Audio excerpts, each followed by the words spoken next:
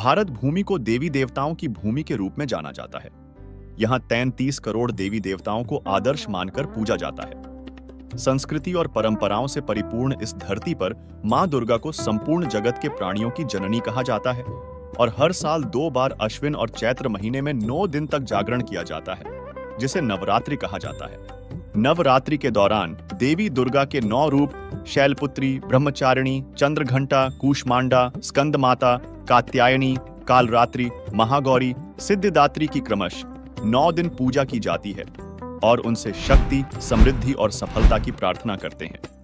लेकिन कुछ ऐसे प्रश्न हैं जो अक्सर लोगों के जहन में उठते हैं, जैसे कि नवरात्रि में लोग व्रत रखते हैं, तो क्या माता अपने बच्चों को भूखा देख खुश हो सकती है? क्या नवरात्रों में जागरण करने से देवी दुर्गा प्रसन्न होती है? तथा देवी भागवत में मां दुर्गा अपनी भक्ति करने को क्यों मना करती है? तो चलिए इन सभी प्रश्नों के जवाब देवी भागवत पुराण तथा पवित्र गीता जी से जानते हैं कि वास्तविकता क्या है। नवरात्रि में लोग व्रत रखते हैं, तो क्या माता अपने बच्चों को भूखा देख खुश हो सकती है? दर्शकों, प्रथम तो आप स्वयं विचार करें कि कोई मां अपने बच्चों को भूखा देख खुश कैसे हो सकती है? बल्कि बच्चों को भूखा देख तो माता अत्यधिक दुखी होगी। दूसरा, पवित्र श्रीमद् भगवद गीता के अध्याय 6 श्लोक 16 में कहा है कि भक्ति न ही अत्यधिक खाने वाले की और न बिल्कुल न खाने वाले अर्थात व्रत रखने वाले की सिद्ध होती है। अर्थात गीता जी में व्रत, उपवास करने को मना किया गया है। इससे यह स्पष्ट होता है कि नवरात्रि व्रत करना शास्त्र विरुद्ध साधना है, जिससे कोई लाभ नहीं होता। क्या नवरात्रों में जागरण करने से देवी दुर्गा प्रसन्न होती है? दर्शकों, कि नवरात्रि व्रत हो या फिर देवी दुर्गा के 9 रूपों की मूर्ति बनाकर पूजा करना या फिर नवरात्रों में जागरण करना, यह एक मनमाना आचरण है, क्योंकि इन क्रियाओं का वर्णन किसी भी धर्मशास्त्र में नहीं है। और इस विषय में गीता अध्याय 16 श्लोक 23 में कहा गया है कि जो साधक शास्त्र विधि को त्याग कर अपनी इच्छा से मनमाना आचरण करता है, वह न सिद्धि को प्राप्त होता है, न परम गति को और न सुख को ही। फिर अगले ही श्लोक 24 में कहा है कि इससे तेरे लिए कर्तव्य और अकर्तव्य की व्यवस्था में शास्त्र ही प्रमाण है। अर्थात शास्त्रों में वर्णित भक्ति साधना ही करना चाहिए। साथ ही देवी जी ने तो स्वयं अपनी भक्ति करने के लिए मना किया है। देखिए संक्षिप्त श्रीमद् देवी भागवत के 7वें स्कंध के अध्याय 36 को, जिसमें देवी दुर्गा जी ने राजा हिमालय को ज्ञान उपदेश करते हुए कहा कि पर्वतराज, उस ब्रह्म का क्या स्वरूप है यह बतलाया जाता है। उस ब्रह्म को ही लक्ष्य बनाकर तुम वेधन करो। प्रणव ओम धनुष है, जीवात्मा बाण है और ब्रह्म को उसका लक्ष्य कहा जाता है। उस एकमात्र परमात्मा को ही जानो, दूसरी सब बातों को छोड़ दे। यही अमृत स्वरूप परमात्मा के पास पहुंचाने वाला पुल है। संसार समुद्र से पार होकर अमृत स्वरूप परमात्मा को प्राप्त करने का यही सुलभ साधन है। इस आत्मा का ओम के जप के साथ ध्यान करो। इससे अज्ञानमय अंधकार से सर्वथा परे और संसार समुद्र से उस पार जो ब्रह्म है उसको पा जाओगे। तुम्हारा कल्याण हो। वह यह सबका आत्मा ब्रह्म ब्रह्मलोक रूप दिव्य आकाश में स्थित है।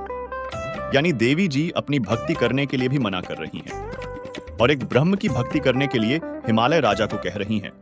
और भक्त समाज देवी जी के आदेश की अवहेलना कर देवी के ही 9 रूपों की पूजा में उलझा पड़ा है।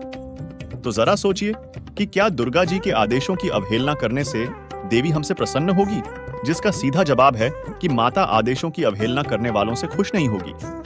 देवी भागवत में मां दुर्गा अपनी भक्ति करने को क्यों मना करती है? लेकिन अब सवाल उठता है कि देवी जी आखिर अपनी भक्ति के लिए मना क्यों करेंगी? तो आपको बता दें कि गीता अध्याय 8 श्लोक 16 के अनुसार ब्रह्मलोक से लेकर सब लोक बारंबार उत्पत्ति नाश में है। अर्थात ब्रह्मलोक तक जितने लोक हैं, जैसे दुर्गा का लोक, ब्रह्मलोक आदि तथा इनमें निवास करने वाले प्राणी जन्म मृत्यु के दुष्चक्र में हैं, यानी देवी दुर्गा भी जन्म मृत्यु के चक्र में है। इसलिए माता अपनी भक्ति करने के लिए भी मना कर रही है, क्योंकि प्रत्येक माता अपने बच्चों को खुश देखना चाहती है। और हम सभी जानते हैं कि देवी दुर्गा को जगत जननी कहा जाता है, क्योंकि काल के लोक में हम सभी आत्माएं दुर्गा जी के गर्भ से ही उत्पन्न हुए हैं। इसलिए यह काल ब्रह्म के 21 ब्रह्मांडों के सभी प्राणियों की माता कहलाती है, जिसके विषय में गीता ज्ञान दाता ब्रह्म गीता अध्याय 14 के श्लोक 3 में कहता है कि हे अर्जुन, मेरी मूल प्रकृति अर्थात दुर्गा तो संपूर्ण प्राणियों की योनि है, अर्थात गर्भाधान का स्थान है, और मैं ब्रह्मकाल उस योनि में गर्भ को स्थापना करता हूँ। उस संयोग से सब प्राणियों की उत्पत्ति होती है। फिर अगले श्लोक 4 में कहा है कि सब योनियों में जितनी मूर्तियां अर्थात शरीरधारी प्राणी उत्पन्न होते हैं, मूल प्रकृति अर्थात दुर्गा तो उन सब की गर्भ धारण करने वाली माता है और मैं बीज को स्थापन करने वाला पिता हूँ। हालांकि दुर्गा व ब्रह्म समेत हम सभी आत्माओं का जनक परम अक्षर ब्रह्म है, जिसने हमें अपनी शब्द शक्ति से अपने स्वरूप में उत्पन्न किया है। देवी जी को परम अक्षर ब्रह्म की जानकारी न होने के कारण वह श्रीमद् देवी भागवत में ब्रह्म को ही परमात्मा बता रही है और उसकी ही भक्ति करने के लिए कह रही है। जबकि गीता अध्याय 18 श्लोक 62 में गीता ज्ञान दाता यानी ब्रह्म ने कहा है कि परम शांति प्राप्त करनी है, अर्थात जन्म मरण से छुटकारा चाहता है तथा सनातन परम धाम को प्राप्त करना चाहता है तो उस परमेश्वर की शरण में जा, जिसको गीता अध्याय 8 श्लोक 3 में परम अक्षर ब्रह्म कहा है तथा गीता अध्याय 8 श्लोक 8, 9, 10 में कहा है कि जो उस परम अक्षर ब्रह्म की भक्ति करता है वह उसी को प्राप्त होता है। फिर गीता अध्याय 15 श्लोक 4 में गीता ज्ञान दाता ब्रह्म ने कहा है कि गीता अध्याय 4 श्लोक 34 में वर्णित तत्वदर्शी संत के मिलने के पश्चात उस परमेश्वर के परम पद को भली भांति खोजना चाहिए, जिसमें गए हुए साधक फिर लौटकर संसार में नहीं आते। जिस परमेश्वर से यह सृष्टि उत्पन्न हुई है उसी आदि पुरुष नारायण यानी सनातन पूर्ण परमात्मा परम अक्षर ब्रह्म की मैं शरण में हूं तथा ब्रह्म ने उस पूर्ण परमात्मा की भक्ति के मंत्र ओम तत्सत का संकेत गीता अध्याय 17 श्लोक 23 में दिया है, जिससे साधक सदा के लिए जन्म मृत्यु से मुक्ति पाकर सनातन परम धाम को चला जाता है जहां परम शांति है। इसके अलावा एक रहस्य आपको और बता दें कि प्रत्येक देवी देवताओं का निवास हमारे शरीर में है।